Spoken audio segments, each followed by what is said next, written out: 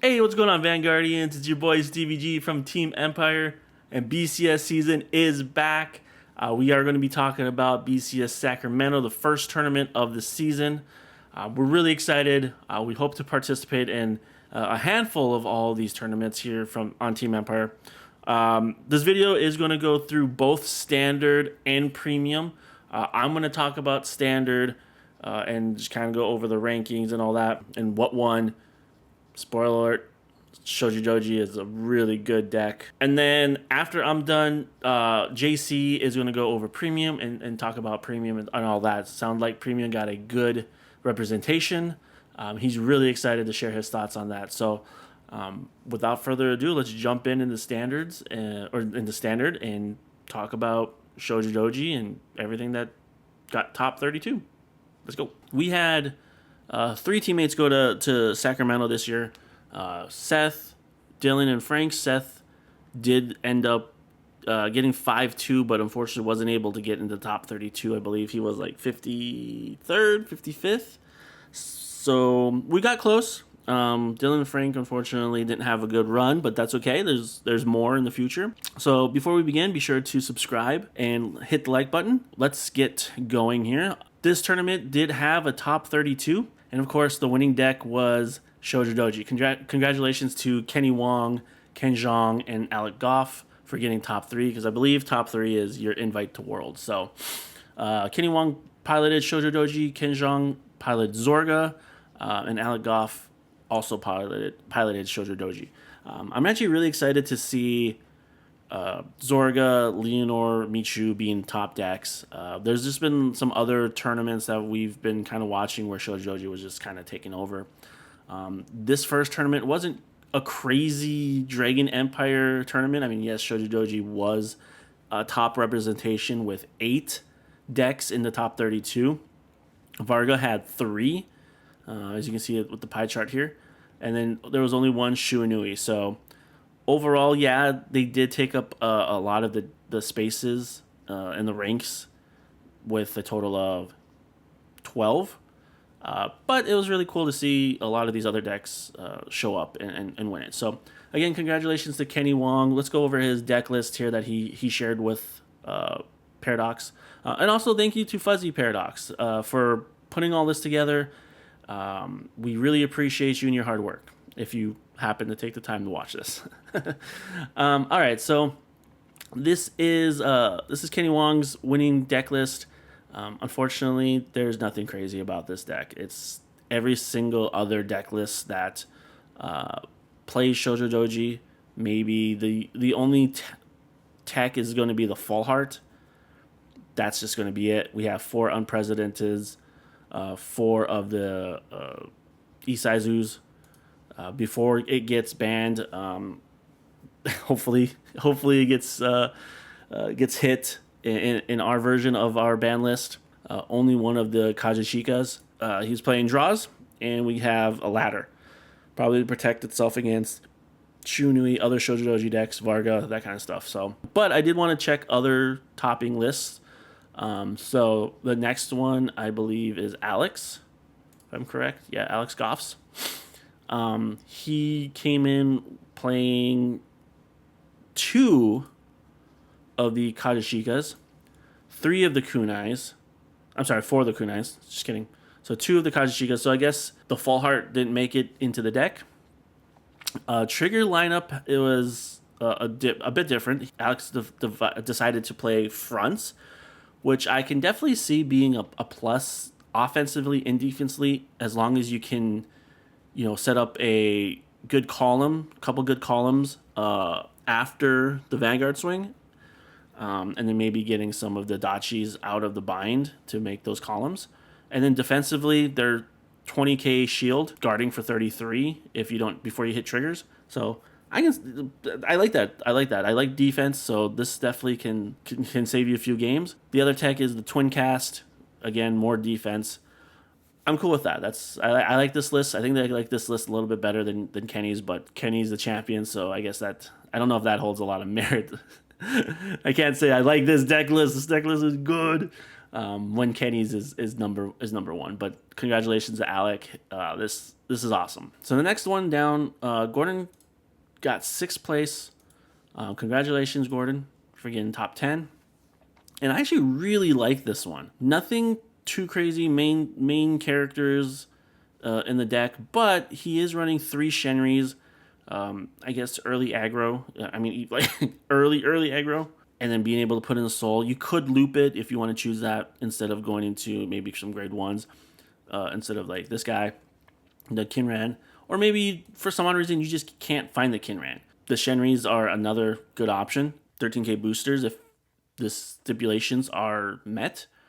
So those are pretty cool. I like that. They are also running front triggers. Then they are also playing ladder. They are also playing Elementaria. Not sure why. I guess they were really focused on the Shuinui matchup. But here's one choice that I really liked.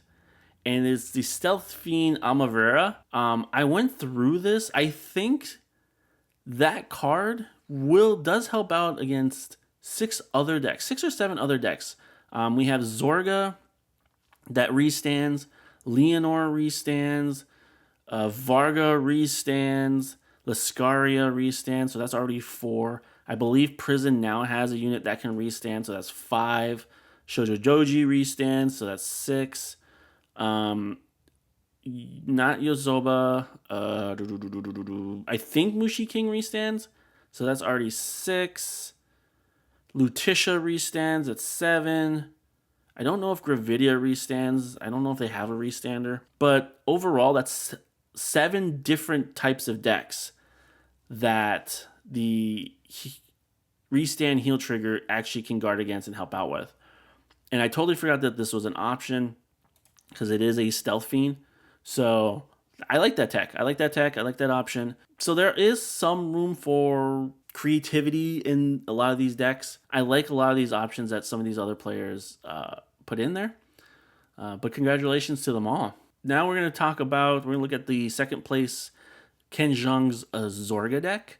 Zorga is very scary because it can go hard pretty early. Like that first grade 3 turn, you can activate the Divine Skill and just kind of push early and make big numbers and just make things scary.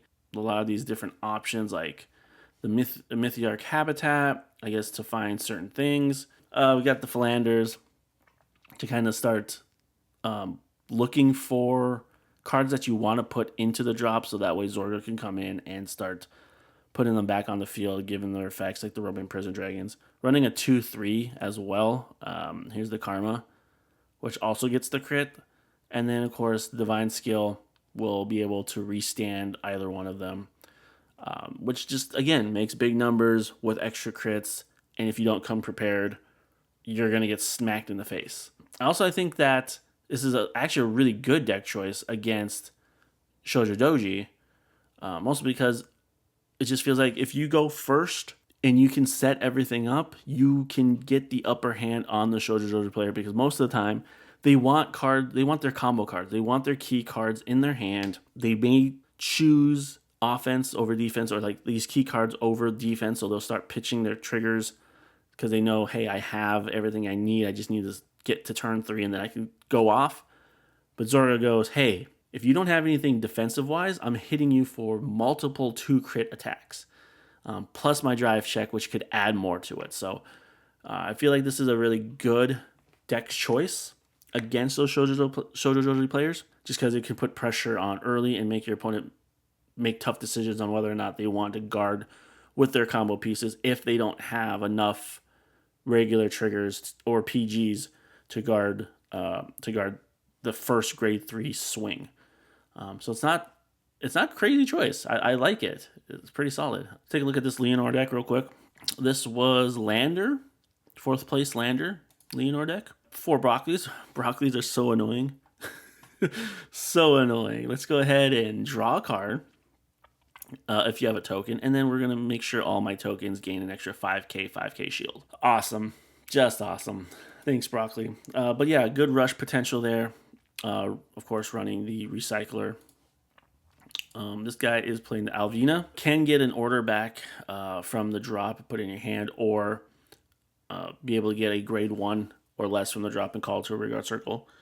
And then it gets an extra 2k. I'm assuming the effect of the, choose the grade 1 unit. You're looking for your Rosarium fairies. Yeah, the countercharger. You kind of just keep looping those. So that way you always have countercharging to be able to, go into your important plays and push and all that. Playing In Search of an Ideal Far Away. This is a really fun card because you can choose a card, and then after every attack, that one unit gains 5,000 power. So I think Lianorn can get 6 attacks, and so this unit can, whoever you use this unit for or on, will get, what was that, 30,000 extra power, which just makes everything big. Mythiarch to search the deck for key cards that you may need. Elementaria, of course, and then of course this is actually one of my favorite cards, Sure Kill, Seed Machine Gun. Play this with Counterblast 1. Choose one of your units being attacked, and it gets 10,000 power until end of that battle. Choose one of your vanguards, and it gets, when your opponent's front row rearguard stands, or your opponent's unit is placed on the front row rearguard circle, this unit gets plus 5,000 until end of the turn. Definitely a very good card against Shojodoji and I'm thinking like Shojodoji, Shuinui, definitely a great tech to counter them. Some other decks that we saw that were pretty exciting. Michu, but we don't have the deck list for that. Got some Vargas. I'm assuming nothing crazy's changed in Varga, except for the new grade 1 starter. But yeah, you have your Fall Hearts, you have your Shuras, you have the Recusouls that prevent your opponent from intercepting. Cat, nothing crazy here. This player decided to play defensing Roar and Caliburn. Yeah, I mean, nothing crazy. Triggers are draw triggers, so, looks like it could be a pretty fast deck. Yeah, Varga's pretty standard right now.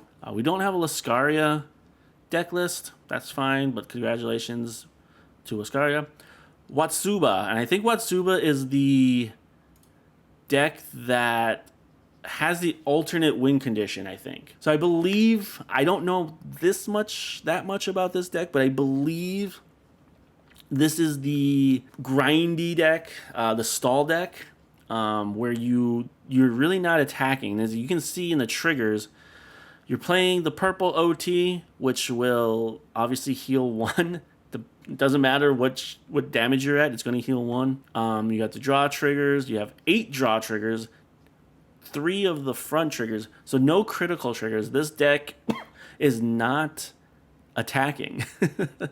You're trying to get to this alternate win condition, and as the deck name says, hope and pray. Beautiful. But this is really cool to see this kind of jump up there. We got 17th. Congratulations to Oxalotl. Love the name too. It's really cool to see some of these rogue decks getting these W's. So it's top 20, top 32. Yeah, so that's everything. So yeah, congratulations again to Kenny Wong, Ken Zhang, and Alec Goff for getting their invite to Worlds, getting top 3. Congratulations to Lander for getting top 4. You almost got there. I'm sure we'll probably see you again in the tops. So yeah, Shojodoji getting that first W of the BCS season. As of right now, I do feel like that's going to be the deck to beat. It's very difficult to play against. It's just going to be a really good deck. Even after the ban list, it's still going to be a really good deck. So it was kind of surprising to see Shuinui only getting 1 top in the top 32. Varga got 3, Shuinui got 1, Shojodoji got 8. Now that I look back, and at least now that I think about it, I don't think we saw any Stride decks. No Luards, no Chrono Jets, no Messiahs, and 1 Shuinui. Are Stride decks too slow? But Shuinui does have 7, can get up to 7 attacks, which is insane with its dominate ability. I do think that this was more of a fluke. We will see more Shuinuis topping. Maybe it will get a W, first place. But Shojodoji just too strong. But I do think that we're gonna get more Shuanuis in the next upcoming tournaments. We'll see once we hit Costa Rica on October 20th. Right after that, it's going to be Peru and Georgia, 2 on 1 weekend. So we're super excited for that. I'm going to try to get videos out after each tournament. I want to talk about this. So if you are all interested in our analysis, be sure to subscribe, click on your notification, or turn on your notifications, and click on the bell, so that way you know when our videos continue to come out, so we can talk about this. And of course, leave your comments down below. What did you guys see? What did you guys enjoy about the tournament? If you went to the tournament, tell us some stories. Share your experience with us. We'd love to hear from you. That is what we are. We're a community that wants to continue to grow and just talk about the game. We'll see you in the next tournament result. Again, I believe it is Costa Rica. So we'll see you in the next one, guys. All right, take care.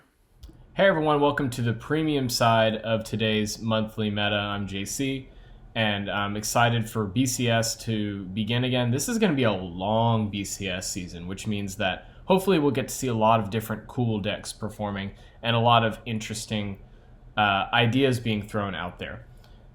So this first BCS was in America, BCS Sacramento. And for the premium side of things, it looks like that the turnout was good enough for them to have a top 16 conversion, which is really, really cool for premium, because I think top 10 and below is usually when you get some of the more, rogue picks, or even like home cook list. Today I want to take some time to explore a few of the lists, but also what some of the trends are in these top conversions, because you will see that there is still a definitive top 3 or 4 best decks. So if you look at the top 16 here, the highest conversion was actually Nubatama, which that's not necessarily a surprise to me. Like, Nubatama is one of those decks that after more testing and more thought, is a really good deck. It has access to a lot of really good tools, but surprisingly enough, it doesn't always do unfair things, because if you miss your crest, you won't always have super high numbers. If you don't play Muzakaze, or you don't see Muzakaze, and you don't activate a skill at the right time, then a lot of decks can actually play around you, especially if you don't have any sort of removal to Hanali, or not even removal, because Hanali can just remove itself now. Or if you're like Granblue and they just put NPICs down and you can't do anything.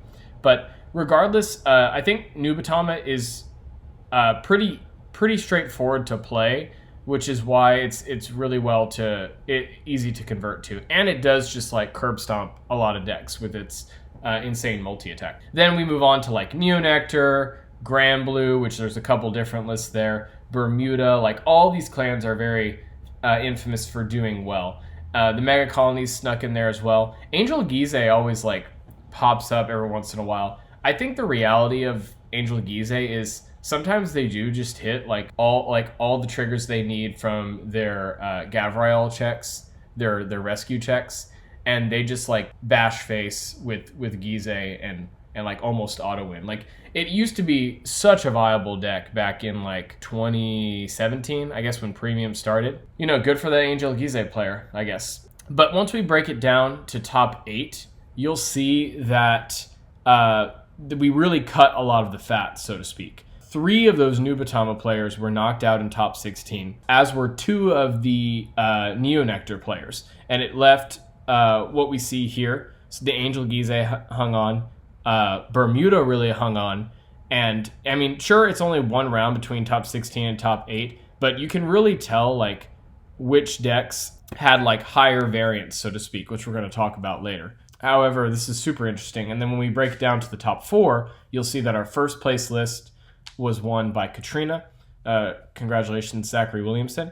Second place, Nubatama. Third place, Bermuda. Fourth place, Mega Colony. Okay, so for me, it's those top 3 decks really make sense in terms of conversion. I think Katrina might be the best deck. It's always tied between that and Granblue. I think Katrina has a slightly easier time playing around Mega Colony sometimes. Nubatama, I think, is going to be in most of these top charts just because of how strong the deck is, especially if they get paired up well into Swiss. And then Highlander is still very, very strong, and very good players and pilots of that deck will take it very far, even if they don't get super lucky in their top 10 checks. Mega Colony is very gatekeeper still. However, it's a very creative deck. Like, you'll see 3 or 4 different lists from the past season do well. And it has to do with that level of variance that we're going to get into pretty soon. If you jump over to Vanguard Paradox, which I highly recommend you do if you've never checked out this site, Fuzzy Paradox works very, very hard to keep all this information up to date, which is incredible. I mean, it's just an amazing resource. He also makes these great infographics, not sponsored in any sort of way. I'm in love with the guy's work. So thank you, Fuzzy, for always doing this for us. But if you look at Vanguard Paradox, you'll see that he actually put all 16 lists, and there were some people that were willing to share their lists. So thank you to those players that were willing to do that. The first place list, Katrina list, is actually the variant that I think is a little more consistent. So like, you have your French build, quote unquote, that has like Asha and what's this, Peony? Yeah, Peony, and is the more like the list prior to the summer release of the deck sets, where you're going to probably play a strong grade 2 game. If you get access to the Asha going first, you can superior stride into the history collection stride and get some force markers that will really help you scale later into the game. And then you'll just do normal Katrina stuff. Like, you'll stride into Katrina, you will get your PGs for free, you will get Enlargolv to grab heals back, and then the heals will recycle your PGs after you guard with them.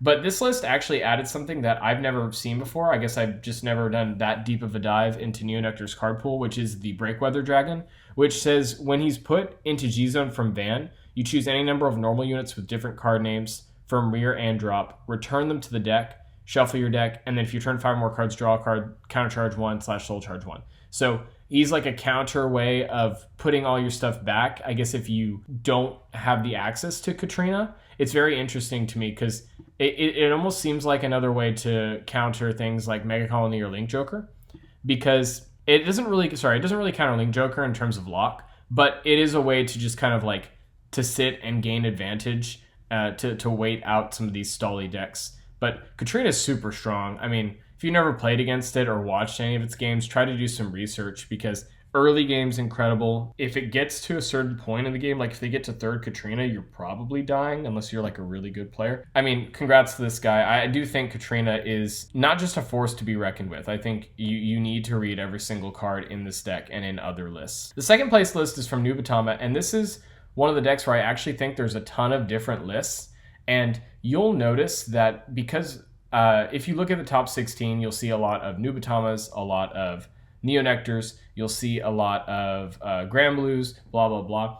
When decks like that convert very well, the top cut really comes down to variance, meaning like, what is the difference? What are the minor differences between those lists that are going to help players succeed against the best decks, against the mirror matches, and so on and so forth. And so if you're ever studying topping lists, try to spot the differences in decisions that players are making. So for example, this list actually doesn't play for Seizui, which is really interesting to me. It's banking, I think, more on Unin, probably more on, finding those grade 1s with this, but for restanders, because the restanders are going to work regardless of if you ride the Seizui. And this list does play 2 Mizukaze, which I do think is still like the most unfair part about this clan. And if you're not playing it, then I think you should try it, because a lot of people just haven't read Mizukaze. They've never played against it. They've never been forced to guard against this card, and which it's kind of impossible to. And if you're doing more Unin stuff, then you're able to grab Forbidal, and Forbidal will get you the Mizukaze, but it'll also get you Esper Idea, which I think is a really cool thing that I've also been trying in my list, where if you go first, Forbidal is really strong, it'll grab you Mizukaze, but it can also grab you Espera, which will be a free restander. It doesn't rely on being on you dominating something like Fudai does. This list also plays one of the new Magun Tenbu, which I think might just be a way to make your Fudais bigger. They'll gain 10k instead of just 5 from when you ride on Oboro with this. But I don't know. This is interesting. I mean, the most important part of this G Zone is always that you play like Rine, you play the History Collection guy, and then you play Tsukamoto-kan, because Tsukamoto-kan against certain decks will just like annihilate them if they don't have access to, if you know they don't have heals, or if they don't have like Protect Ones in hand.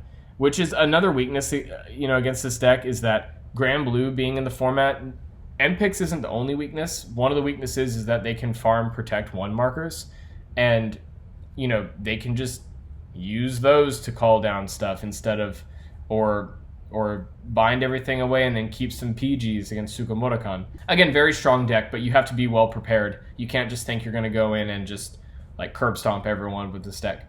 So that was the second place list. And then we could go through all the top 4, but I've gone over Highlander, I think, quite a bit on this channel, and I don't think the deck has changed that much, though I would go still look at every list regardless. I do want to look at the 6th place Grand Blue list, because it's pretty cool. So this is a Night Rose Lianorn list, and I know that people have experimented with this in the past, but basically it seems like you have your normal G Night Rose stuff to go first. You have a lot of your basic one-ofs like your Ghost Ship and your Urgula, Hanali. You have a lot of your Grand Blue stuff. Trigger lineup's a little different, like a mix a little interesting, probably there for a defensive play. But the most interesting part of this list is that you play one of the set 6 Lianorn from Standard, and then 2 Vivace. The reason that they're playing Vivace is because Vivace is not locked to the ride phase. She just says when placed by riding from a unit in the unison dress state, or with Lianorn in its different card name. So basically, I mean, you can do that with Bad Bounty, right?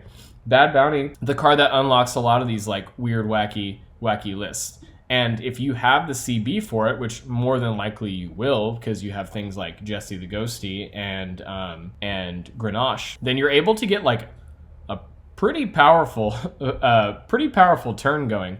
And then I actually need to check for myself. Yeah, actually, I knew this already. Nightstorm is not once per turn, which means you can just continuously get a bunch of attacks. It kind of feels like a discount, like what's it called? Night Mist sort of play, but Vivace does restand the Vanguard. So you'll get 3 Vanguard swings with Vivace, which I bet really just annihilated some people. This is a really cool list. I like it. I bet this looks like a lot of fun, and I mean, hey, it got them into top 8. Yeah, I don't know, guys. I mean, I think this is going to be a really fun BCS season. I am a little worried about the future of Premium. Like, I'd like to see some Premium support announced pretty soon. But regardless, I think as long as people are playing the format, we're going to see something new. And Standard, despite the current releases being a little stale for Premium, I think there will be something eventually that comes up that just shakes up the format like there usually is. Thanks again for watching if you made it this far. And please go ahead and check out the rest of those results for yourself. I think all the people that made it to top 16 deserve some like a fair share of acknowledgement of their success, because it's not easy going even like 7-2 at a BCS. So if you made it this far, again, thanks for watching, and be on the lookout for more competitive content in the future. My name's JC. Don't forget to like, comment, and subscribe. Have a great day.